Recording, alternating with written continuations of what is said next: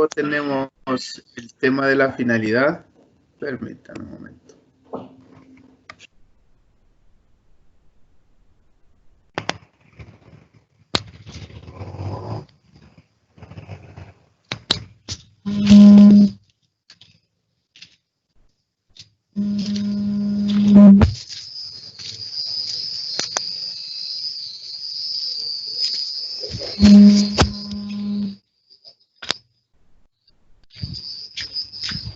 Ok, ¿para qué está constituida la organización y métodos? Pues la finalidad primordial es buscar una mayor eficiencia a través de que los procesos fluyan adecuadamente, haya menos desperdicios y que el personal invierta menos esfuerzo, ¿verdad? A través de la incorporación de tecnología o la incorporación de, inclusive cuando se estudian los procesos, puede ser de que se simplifiquen, ya vamos a ver adelante de qué forma, pero eso puede provocar algunos ahorros para la organización.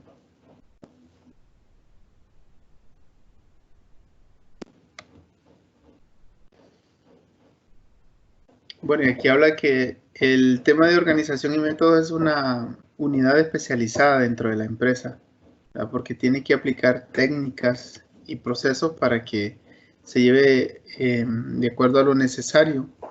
También es necesario conocer la organización, empaparse de sus formas, sus procesos, ¿verdad? Y sus, en este caso, recursos de los que dispone. Y obviamente conocer sus problemas para saber de qué forma se pueden mejorar. ¿Qué ventaja puede darle a la organización?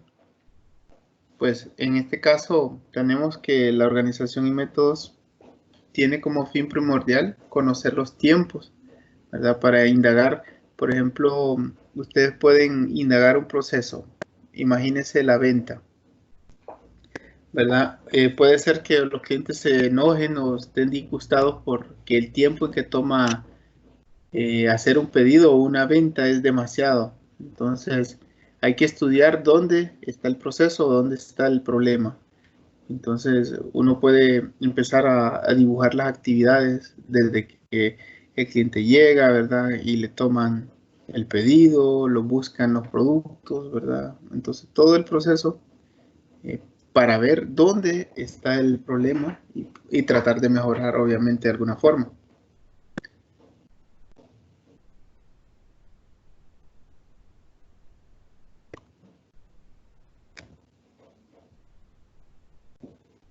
Bueno, eso es lo que hablábamos de los problemas, buscar la solución sin ninguna presión, ¿verdad? Que es estas son las características de por qué la unidad de organización y métodos normalmente funciona como de forma independiente. No es los mismos empleados, porque normalmente si son los mismos empleados que están involucrados, es complicado que ellos tengan el tiempo para analizar sus procesos. Normalmente el día a día consume, ¿verdad?, el tiempo de todos los empleados y no hay forma. Por eso debe de haber una unidad de organización y métodos que permita, o muchas veces se llama control de calidad o mejora continua dentro de la organización. Hay diversos nombres, pero normalmente está involucrada, ¿verdad?, para mejorar el proceso, ¿verdad?, medirlo y obviamente hacer control de calidad, mejoras continuas, ¿verdad?, de forma de evitar errores, desperdicios.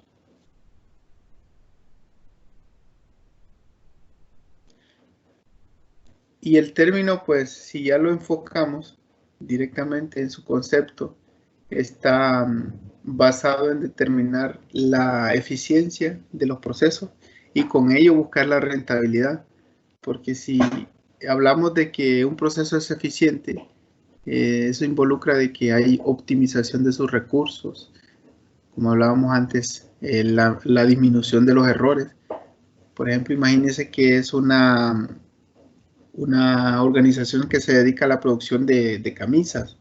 Específicamente puede ser una maquila y en el caso la maquila está produciendo en el día X cantidad, pero un porcentaje alto de las unidades producidas son con defectos, ¿verdad? Y obviamente esas unidades pues son pérdida para la empresa. Entonces La organización y métodos se encarga de revisar cuáles son las causas por las que se estén presentando esas, por ejemplo, deficiencias en los procesos y buscar que sea eficiente, por ejemplo, incluyendo alguna tecnología, incluyendo en la línea de producción más supervisión, ¿verdad? O haciendo cambios para de forma que el proceso alcance, ¿verdad?, el número adecuado de éxito y rentabilidad, ¿verdad? Y con eso la empresa se vuelve eficiente.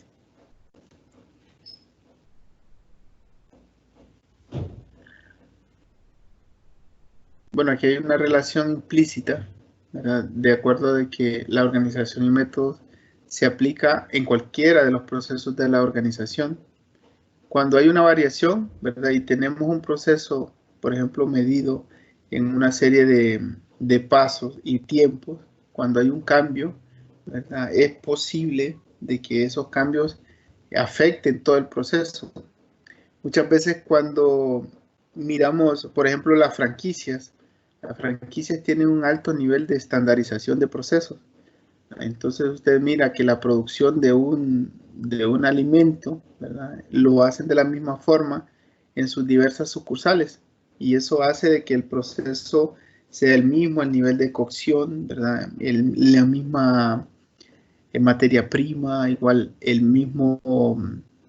las mismas maquinarias para hacer y la preparación del alimento y también, ¿verdad?, la disposición física de todos sus componentes, ¿verdad? Y eso hace que el sabor, ¿verdad?, la forma, la textura de sus alimentos, el tiempo de preparación sea el mismo en todas sus sucursales, inclusive cuando son franquicias, ¿verdad? Y uno puede ir a otro país y los sabores son los mismos, ¿verdad? Y eso hace que haya una alta estandarización de sus procesos.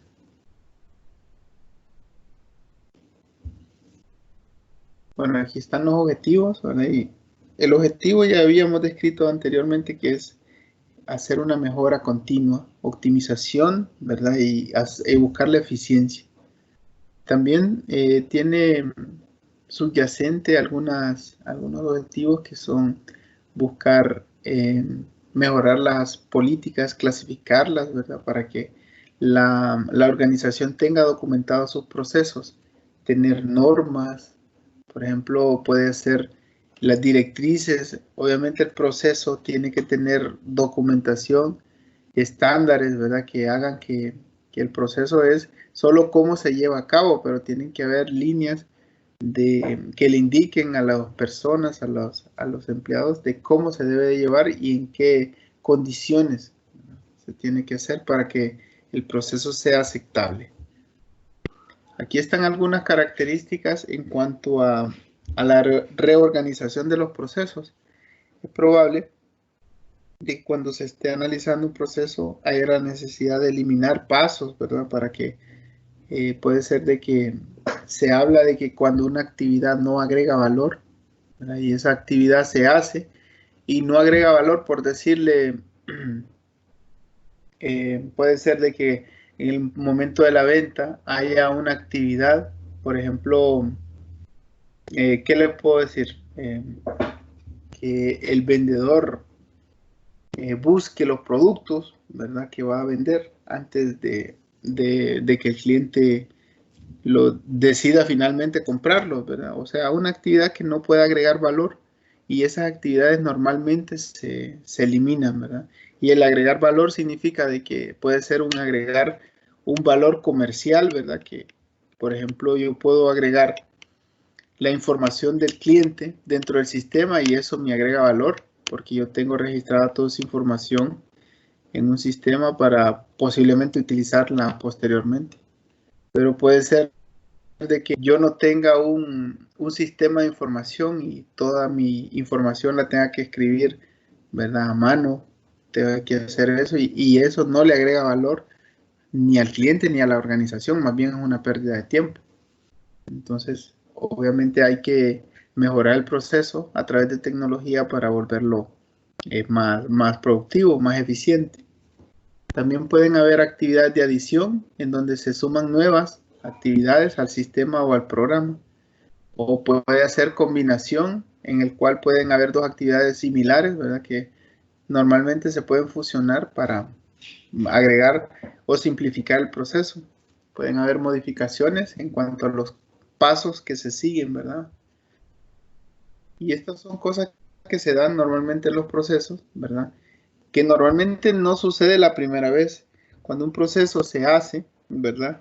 Normalmente el proceso, hay varias fases que vamos a ver adelante, pero les comento que hay diferentes niveles de madurez en un proceso. Puede ser que un proceso, si está estandarizado y es repetible, ¿verdad? Ese nivel de madurez ya llegue a un nivel 3 o 4. Normalmente un proceso que ya está en fase 5, ¿verdad? Es un proceso que cada, no sé, cada año se está buscando mejorar, ¿verdad? A través de indicadores que nos puedan dar la pauta de si el proceso se está mejorando o está fuera del estándar. ¿Okay? Aquí habla de la simplificación, que también es un tema relacionado a la eliminación de pasos, ¿verdad? Para mejorar productivamente. Se pueden hacer series de tiempo, como hablábamos anteriormente, en cuanto a volúmenes, costos, producción, periodos. Yo he visto, por ejemplo, la vez pasada me tocó ir a una maquila y estaba viendo cómo esa empresa ordena. Por ejemplo, ellos dicen, vamos a colgar aquí la primera camisa que se produce en el día, luego al mediodía volvemos a cambiar la muestra y ponemos otra, ¿verdad? Y al final de la tarde ponemos otra. Y eso es para comparar los niveles de la producción, para saber si se están siguiendo las normas y la camisa que empezó al principio del día es igual a la del mediodía y a la del final del día. Y eso hace que se eviten errores. También tienen tableros de control, ¿verdad? En donde se ve la producción y se ve el nivel de eficiencia de cada empleado. También se hacen muestreos, como hablábamos, al azar, ¿verdad? Puede ser que alguien esté recolectando muestras y viendo la calidad de la producción para tomar alguna decisión, ¿verdad? Respecto a si está saliendo fuera de los estándares normales. También hay una serie de mediciones que se pueden hacer, digamos, en un proceso. Me imagino que en algunas otras clases han visto estos diagramas de PER, ¿verdad? Que son normalmente en donde se grafican las actividades.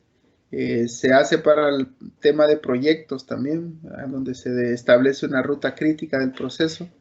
Y al final hay una serie de pasos que no se pueden obviar, ¿verdad? Para llegar al final del proceso.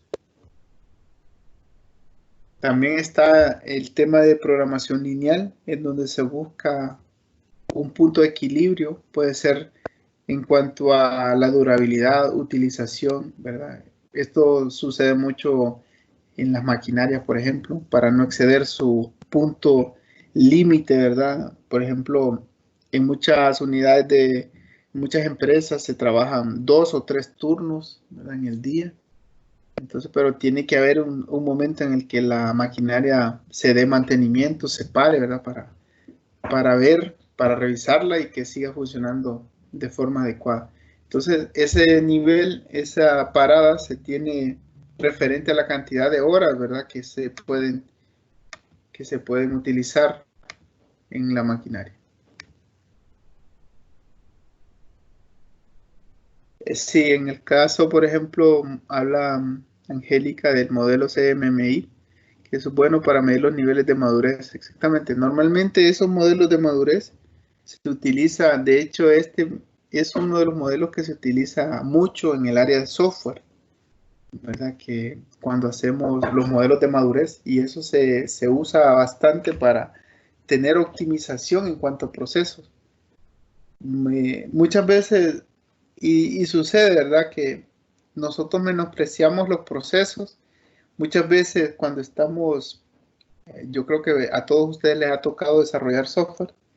Y cuando están desarrollando, lo primero que quieren es empezar a transcribir código sin tratar de entender, ¿verdad? El proceso de una forma que puedan entender lo que se hace Y ahí después el resultado es catastrófico porque si no entendemos cómo opera la organización, muchas veces la solución que estamos brindando, y eso se ve, ¿verdad? Que en la práctica muchos empleados dicen, no, es que este sistema en vez de ayudarme, más bien me atrasa o ellos están renuentes al usarlo. A mí me ha tocado ver inclusive que la gente, el operario prefiere hacerlo a mano, ¿verdad? Y hasta el final del día registrar todas las operaciones en el sistema. Entonces, eso es totalmente en contra de lo que se espera y se planea. También hay software para simular procesos, ¿verdad? Referente a una línea de producción.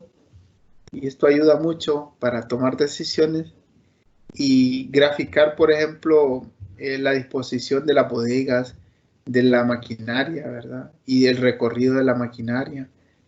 Eh, por ejemplo, a mí me ha tocado ver plantas donde están, no sé, pues de diferentes industrias. En el caso las cementeras, por decirles un ejercicio, un caso, donde ustedes pueden ver ahí una planta de producción donde normalmente las materias primas entran por un lugar, se procesan en un molino, ¿verdad?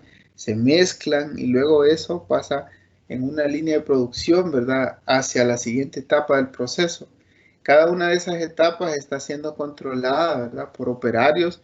Muchas, si hablamos de, no sé si han tenido la oportunidad de ver esos ejercicios, pero en el caso de una cementera, casi todo está automatizado, ¿verdad? Inclusive toda la materia prima llega por bandas transportadoras, inclusive el producto ya procesado llega, ¿verdad? A silos grandísimos. Entonces, todo eso está automatizado, inclusive con sensores de proximidad para saber si a qué nivel está el silo, ¿verdad? Para ir midiendo su capacidad. Entonces, todo esto también hay ejercicios para simularlo, ¿verdad? De forma, por ejemplo, si yo estoy en un proceso productivo en donde tengo una línea de producción, todo tiene que fluir adecuadamente.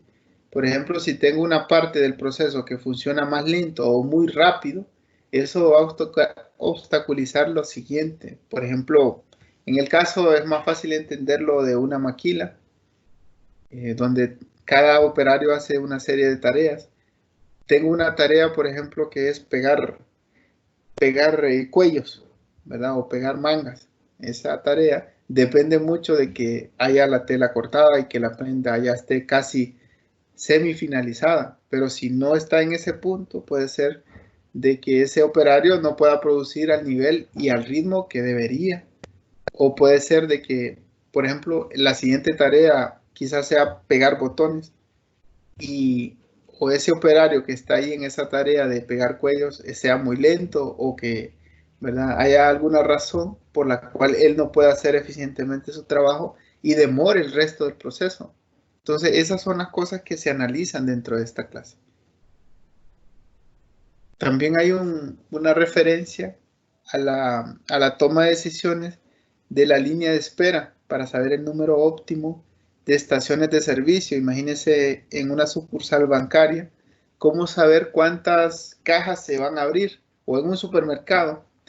Yo creo que muchos han llegado y uno se disgusta porque hay muchos puestos vacíos, ¿verdad? Porque no todos los empleados están funcionando o están trabajando en el momento, pero ellos tienen un estudio, ¿verdad? Para saber a qué horas, cuáles son las horas pico donde se alimenta o donde se debe de disponer de todo el recurso para poder procesar, ¿verdad? Toda esa cola o esa masa de gente que llega a solicitar sus servicios.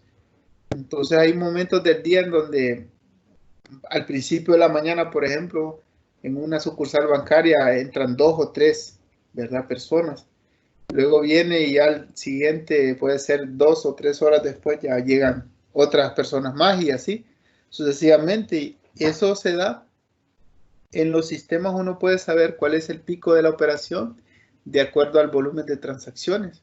Entonces puede ver que dentro de las horas hay ciertas horas donde el número de transacciones se dispara, ¿verdad? Entonces ahí es conveniente tener más operarios, más cajeros, ¿verdad? Para que se pueda dar fluidez al proceso. bueno, ahí están algunas teorías de lo que hablábamos antes, de la cola, de las decisiones, saber cuál es el curso de la acción que se puede tomar, ¿verdad? Si esto, hay teorías ahora que se llama, por ejemplo, el empowerment, tener la capacidad de la toma de decisiones en el punto, ¿verdad? Tener alguien ahí, ¿verdad? En la línea que pueda tomar decisiones y sin esperar al gerente o al gerente de producción que ellos puedan resolver en ese momento. Entonces, eso de empowerment es dotar con cierto nivel de toma de decisiones a los usuarios o a los operarios intermedios. También está la parte de los juegos, donde puede ser una estrategia donde haya retos para resolver problemas de productividad, ¿verdad? Obviamente todo esto se tiene que apegar a las reglas, ¿ok? La organización tiene que estar de acuerdo a que esto es lo que va a hacer. Dentro de la empresa, el área de organización y método se puede ubicar en diferentes lugares. Normalmente esto puede estar ubicado en un área bastante cerca del consejo directivo, ¿verdad? O del gerente general, porque tiene que haber independencia respecto a las áreas bajo las cuales se están estudiando, porque si la persona de organización y métodos está en ese mismo nivel, no puede sugerir cambios, ¿verdad? Entonces se limita. También hay, hay organizaciones que lo tienen, ¿verdad? Porque como vamos a ver adelante, puede ser que esta área esté relacionada con procesos de asesoría, ¿verdad? Donde puede ubicarse en un proceso jerárquico muy alto, ¿verdad? Para que pueda tener las repercusiones adecuadas. O puede ser que haya un proyecto específico, ¿verdad? Y eso hace de que en el proyecto se tiene que fijar en el área más alta también, ¿verdad? Cerca del PMO, ¿verdad? Del administrador del proyecto. Ok, yo creo que aquí, con esto, y aquí está lo que les comentaba hace un momento. Con esto cerramos esta presentación. No sé si tienen alguna duda, comentarios.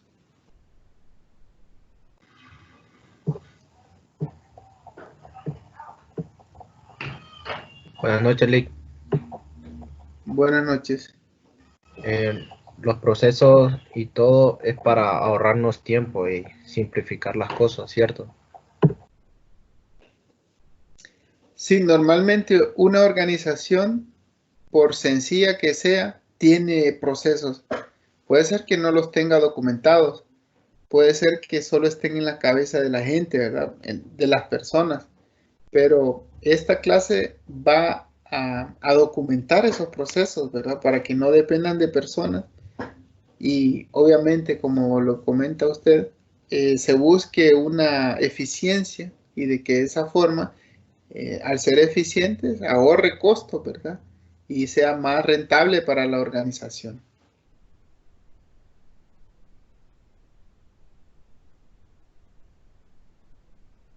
Bien, entonces Así vamos que, a... Ok. Que, para hacer estos procesos se necesita una serie de pasos específicos o uno puede ir salteándose algunos diversos.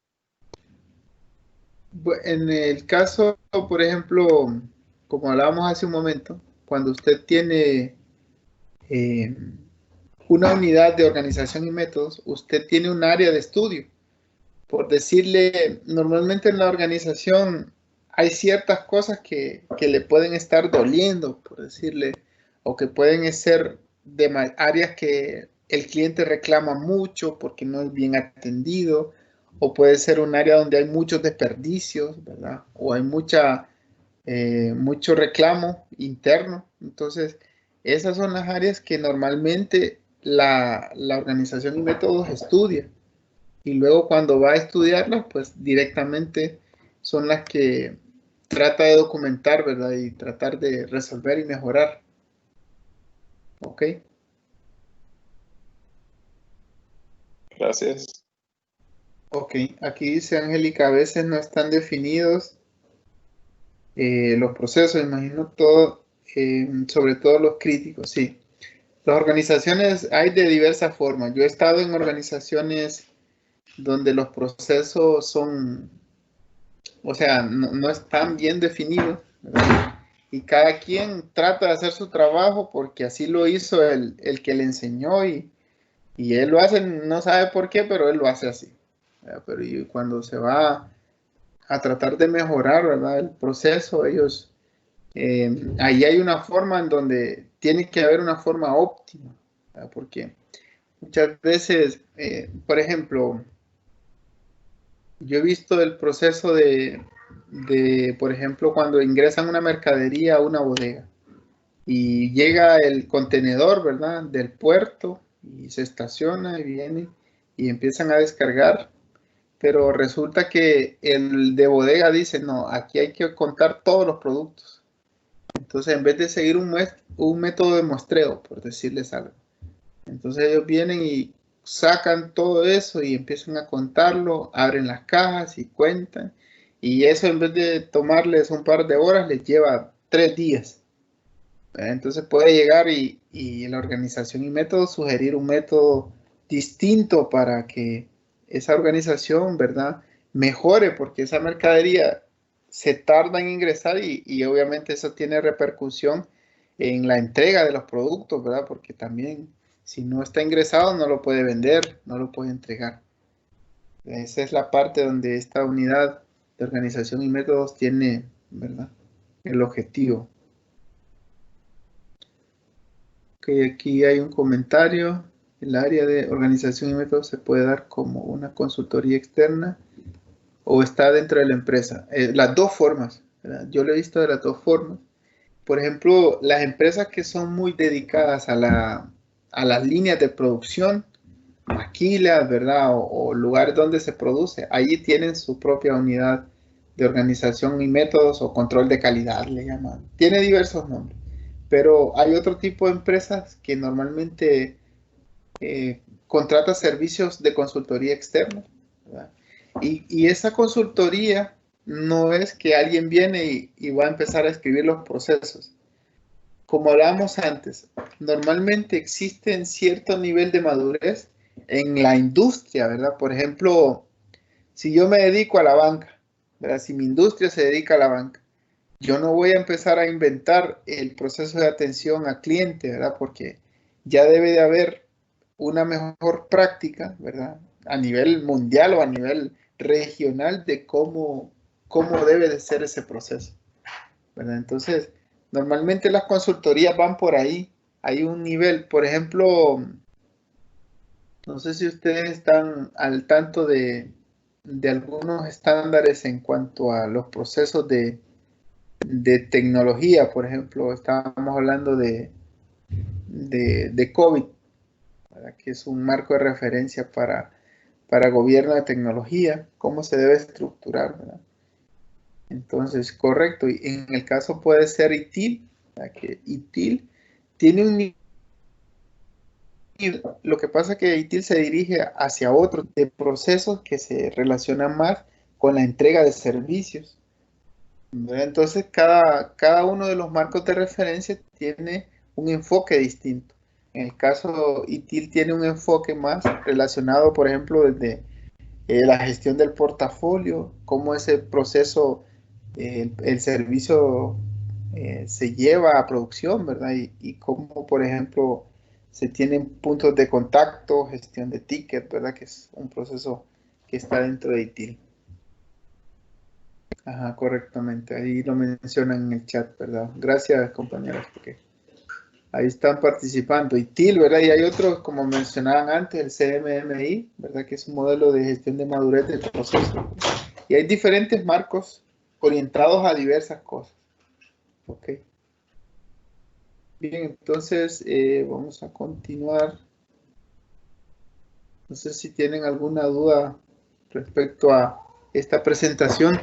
Vamos a aprovechar para avanzar con la otra, ¿verdad? Yo sé que es un poco pesado. Yo creo que ya algunos ya no siguen, ¿verdad? Se quedaron allá como a las 7:10. Perdón, aquí hay una pregunta. Dice, ¿cuál es la diferencia entre un diagrama de PER y un diagrama de flujo? Bueno, como les decía, el diagrama de PER es un diagrama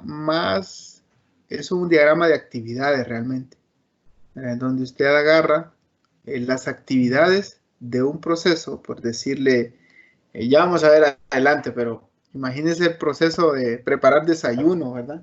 Para ponerlo así en términos sencillos. Y usted viene y empieza a preparar, a agarrar los ingredientes, a mezclarlos, a cocinarlos, ¿verdad?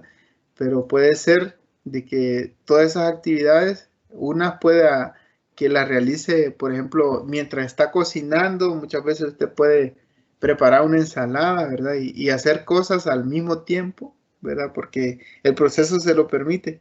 Pero hay cosas que usted no puede hacer, por ejemplo, eh, por decirle, el cocinar alimentos y luego servirlos. No puede servirlos sin antes cocinarlos. Pero entonces, el preparar esos alimentos o cocinarlos es básica, ¿verdad? Para que usted lo pueda servir o servir en un plato, pues, para tener un término sencillo. Entonces, en este caso, el diagrama de Pérez es más eso, las actividades, cómo usted las relaciona una después de otra, ¿verdad? O cuáles pueden ser paralelas. Pero ya un diagrama de flujo es un diagrama también que representa actividades, pero en el diagrama de flujo usted no puede ver una ruta crítica, es decir, cuáles actividades sí o sí tiene que cumplir en el tiempo específico para que lo demás funcione, para que el proceso se lleve a cabo. El diagrama de flujo es más una secuencia de pasos. El diagrama de Pérez, ver esa secuencia de pasos, pero también medir tiempos, ¿verdad? Para saber cuál es el tiempo crítico, cuánto es lo mínimo que dura un proceso, ¿verdad? Y también asignarle recursos. Uno puede hacer eso dentro de un diagrama de Pérez.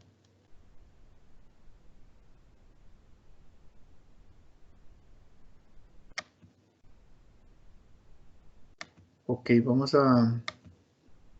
Espero que esté claro, ¿verdad? Cualquier duda me pueden interrumpir en cualquier momento para aclararla. Ok, entonces vamos a hablar ahora de las operaciones de la empresa como una arma competitiva, visto desde el tema de competitividad, ¿verdad? Ok, bueno, ahí está el tema presentado. Aquí hay un caso, ¿verdad?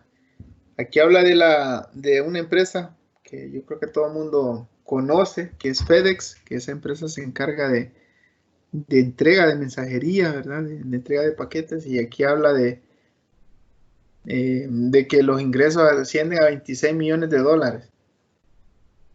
Y dice que entrega 5.5 millones de paquetes todos los días.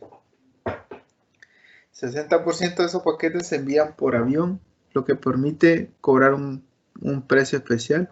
Hay una puntualidad y un nivel de servicio, ¿verdad? Y un seguimiento en donde usted puede hacerle un tracking al paquete desde que lo puso en el casillero, saber dónde está, ¿verdad? Cuánto le falta para que llegue a sus manos, ¿verdad? Obviamente eso está más dirigido al mercado internacional. Aquí en Honduras no sé si habrá algo así, ¿verdad? Pero yo creo que cuando uno manda una encomienda por FedEx o, bueno, no sé, hay otras empresas internas aquí en Honduras, pero yo creo que no le dan ese tipo de servicio. Pero prácticamente esta empresa le permite a cada usuario, ¿verdad?, tener una idea de cómo va su paquete, cuándo va a ser recibido y le da una fecha, y especialmente esa fecha se cumple, ¿verdad? Y también habla de que Internet ha cambiado mucho de la forma en cómo se comunican los clientes y los proveedores. Entonces, bajo este esquema, hay un tema ahí de que la operación de esta empresa, ¿verdad?, es monstruosa, es enorme, pero aún así, ellos, ese nivel de eficiencia que tienen para entregar esos paquetes, ¿verdad?, eso hace de que la empresa se diferencie de los demás, porque ellos tienen un nivel de servicio alto. Ok, y ese es lo que hablamos al principio, utilizar las operaciones como una ventaja competitiva. Aquí se puede ver digamos, una organización, normalmente uno habla de rubros, ¿verdad? Normalmente en una organización podemos encontrar, bueno, organizaciones que son del rubro de la banca o de la industria de banca y finanzas, construcción, gobierno, salud, manufactura, ¿verdad? Comercio, detalle, transporte, comercio al mayoreo, por mencionar alguna, ¿verdad? Pueden haber otras industrias, pero podemos ver de que cada una de esas organizaciones que mencioné tiene a lo interno diversos departamentos o funciones. Por ejemplo, tiene contabilidad, distribución, ingeniería, operaciones, finanzas, etc. Entonces, es necesario que cada una de esas áreas se relacione para que haya un funcionamiento eficaz. ¿Ok? Porque, por ejemplo, usted puede decir, ¿cómo se relaciona operaciones con finanzas, ¿verdad? O con ingeniería, o con distribución? Yo les puedo dar un ejemplo, por ejemplo, mencionar que cuando una empresa tiene problemas financieros, ¿verdad? Eso hace que las operaciones no funcionen. Por ejemplo, si no le paga a tiempo a sus empleados o si le paga tarde a los proveedores no le van a entregar a tiempo. Y eso significa que aunque usted tenga una buena operación, si no tiene materias primas, no va a poder producir. Entonces, todas esas áreas se relacionan. Lo mismo en el tema de distribución. Si la empresa no está entregando bien sus pedidos, ¿verdad? Se van a acumular en la bodega, no van a haber espacios suficientes para el almacenamiento, se van a dañar, ¿verdad? Entonces, todas esas áreas, ¿verdad? Están muy relacionadas. Y aquí hace una referencia de lo que es un líder, ¿verdad? Que tiene la visión de motivar a su equipo, ¿verdad? Y tomar decisiones estratégicas. Las operaciones desempeñan una función importante, ¿verdad? Porque, como hablábamos al principio, si una empresa, porque, por ejemplo, en el mercado hondureño existen muchas empresas que nacieron pequeñas, ¿verdad? Y que han sido, ya tienen 20, 30 años de estar en el mercado y ya se han consolidado. Pero de la forma en como inicialmente ellos hacían sus operaciones, ¿verdad? Es distinto a cómo lo deberían de hacer ahora. Como hablábamos del mismo ejemplo de, de un pedido, ¿verdad? Cuando llega un contenedor a la bodega y el empleado del jefe de bodega quiere contar todo hasta el último tornillo, ¿verdad? Pero cuando, por ejemplo, usted solo recibe un contenedor a la semana, yo creo que no hay tanto problema en que cuente todo a detalle, pero si usted tiene 3 contenedores esperando ahí, ¿verdad? Que a que cuente ese y se tarda no sé cuántos días. Muchas veces yo lo he visto en la bodega, ¿verdad? Que el operario o la misma naviera, ¿verdad? Le cobra porque le tiene su contenedor ahí, no se lo liberan y le cobran alquiler a la empresa. Entonces, hacer ese conteo les está generando un costo adicional, aparte de que no pueden disponer de las mercaderías. Y eso es un tema que afecta porque puede ser de que vengan empresas extranjeras, inclusive pueden llegar otro tipo de empresas locales, ¿verdad? A hacerles competencia porque no son eficientes en sus procesos. Y eso hace que cuando no sea eficiente, hay mayores costos, ¿verdad? Y una organización que tiene más maduros sus procesos, entonces puede realizarlos más fáciles y a un menor precio. Y eso es un beneficio para los clientes. Aquí habla de los procesos, ya nos vamos adecuando un poco de cómo funciona un proceso. Y un proceso, o sea, cada una de las áreas, ya vamos a ver adelante también, pero cada una de las áreas se puede ver como un proceso, ¿verdad? De hecho, hay un documento que se llama la cadena de valor de Porter, que ellos normalmente hay solo 5 procesos en la empresa, ¿verdad? Normalmente, según la visión de este autor, y eso es lo que vamos a ir a describir más adelante.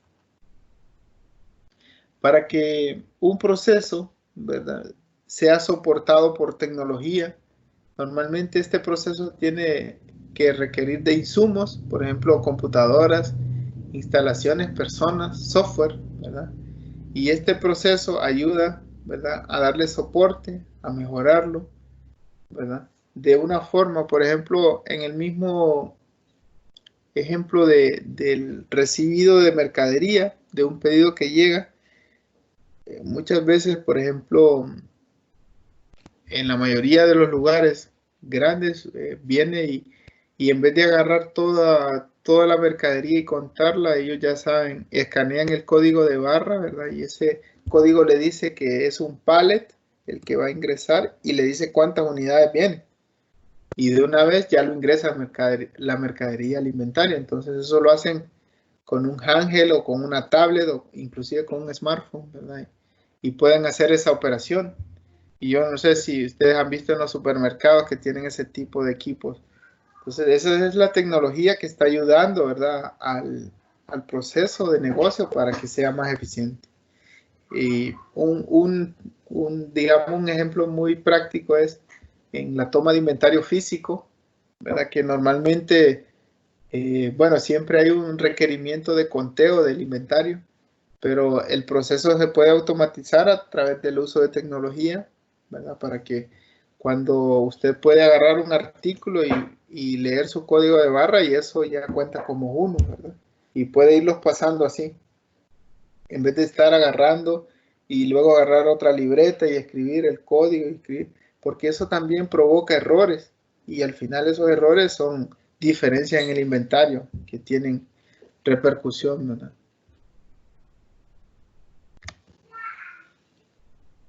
Aquí está un ejemplo de cómo funciona un proceso.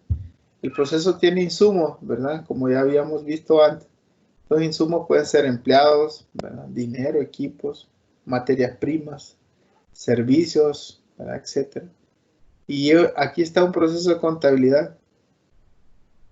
Habla de un proceso de un proceso de diseño y planificación de mercadería, de mercadotecnia, un proceso de producción, un proceso de comunicación al cliente. Todos estos procesos se relacionan entre sí, que es lo que comentamos antes. Inclusive, usted puede decir un proceso de producción, cómo se relaciona con contabilidad, ¿verdad? Por el tema del pago de proveedores, por ejemplo, de materias primas, ¿verdad? O por ejemplo, puede ser de que el tema de contabilidad sea muy importante porque mide, por ejemplo, la contabilización de costos indirectos o la contabilización de materias primas, ¿verdad? Que es algo muy específico para plantas de producción. Aquí hay otro tema de los procesos anidados, ¿verdad? Un proceso que habla del proceso de diseño y planificación de un anuncio. Tiene subprocesos, ¿verdad? Y esos subprocesos quizás tengan más nivel de detalle. Y puede ser divididos hasta un nivel de detalle en donde sea fácil de entender.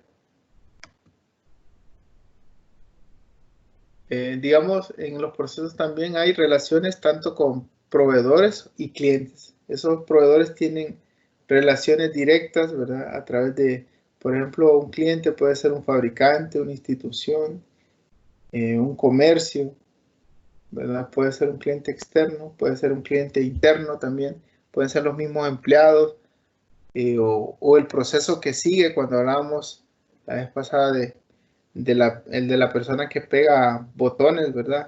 Y de que pega cuellos, ese es el proceso que sigue. Ese es un cliente interno, porque el cliente interno es el siguiente nivel de ese proceso que espera que algo siga, ¿verdad? O sea, el fin de un proceso es el inicio de otro. Y aquí está el ejemplo de la cadena de valor, ¿verdad? Que es algo muy importante a nivel de productividad. Y es lo que hablábamos recién, se refiere a agregarle valor a un proceso, ¿verdad? Que represente, que satisface a un cliente o le agrega valor a la organización. Cada actividad debe de agregar valor, ¿verdad? ¿Para qué? Para eliminar desperdicios y costos innecesarios, ¿verdad? O evitar que haya, en el caso, demoras que no son necesarias. Muchas veces en los procesos cuando se agrega mucha supervisión, Eso hace que el proceso se vuelva lento, ¿verdad? Porque estamos incluyendo supervisar X parte del proceso y eso cada vez que se supervisa o se cuenta, ¿verdad? Muchas veces yo he visto en las organizaciones que, por ejemplo, el de bodega lo cuenta, luego viene y el que recibe lo vuelve a contar y luego ese producto ya cuando lo meten a la góndola lo vuelven a contar. Entonces hay un tema de que cada vez que se cuenta, adicional a la primera vez, no le agrega valor, ¿verdad? Pero es un tema más de confidencialidad y de confianza, ¿verdad? Que cada quien, si ya contó, debería de ser una información, ¿verdad? Y los demás deberían de confiar en ese conteo. Porque cada vez que se hace un nuevo conteo es un desperdicio de recursos. Aquí están dentro de la cadena de valor, hay procesos centrales y procesos de apoyo. Los procesos centrales son los procesos que están dirigidos al cliente y los procesos de apoyo son los que trabajan para esos procesos centrales. Los procesos centrales son 4: relaciones con los clientes, desarrollo de nuevos servicios y productos, surtido de pedidos, procesos de relaciones con los proveedores. Eso es la cadena de valor de Porter. Aquí los procesos centrales, las relaciones con los clientes, ya habíamos hablado, ¿verdad? Que es identificarlos, los procesos de mercadeo, de ventas, ¿verdad? El desarrollo de nuevos productos, ¿verdad? Donde se invierte, por ejemplo, en diseño para planificar un nuevo producto, un nuevo sabor, un nuevo estilo, ¿okay? Una nueva presentación. Y el surtido de pedidos, que es la automatización de los pedidos automáticos. Y las relaciones con los proveedores, que prácticamente es tener, por ejemplo, si tenemos mecanismos para poner los pedidos automáticos, para mandar órdenes de compra, por ejemplo, sin intervención de lo humano, que el mismo sistema se las mande, ¿verdad? Para solicitud de resurtido. Bueno, aquí está la cadena, ¿verdad? Los procesos centrales, que es lo que ya mencionamos, y están los procesos de apoyo arriba. ¿Cuáles son los procesos de apoyo? Pues los procesos de apoyo, que no los menciona acá, son los procesos financieros, finanzas, recursos humanos. También tenemos el proceso de tecnología, por ejemplo, que muchas veces nosotros en el área de tecnología nos creemos como que sí, somos los más importantes de la organización, pero tecnología no genera ingresos, ¿verdad? De hecho, somos más un centro de costos, pero realmente tecnología es un proceso que apoya a las otras unidades, ¿verdad? A los procesos de venta, de compras, para que se vuelvan más eficientes, ¿verdad? Pero por sí mismo, tecnología es más un proceso de apoyo, no es un proceso central, ¿verdad? Igual finanzas, recursos humanos, ¿verdad? Esos son procesos de apoyo.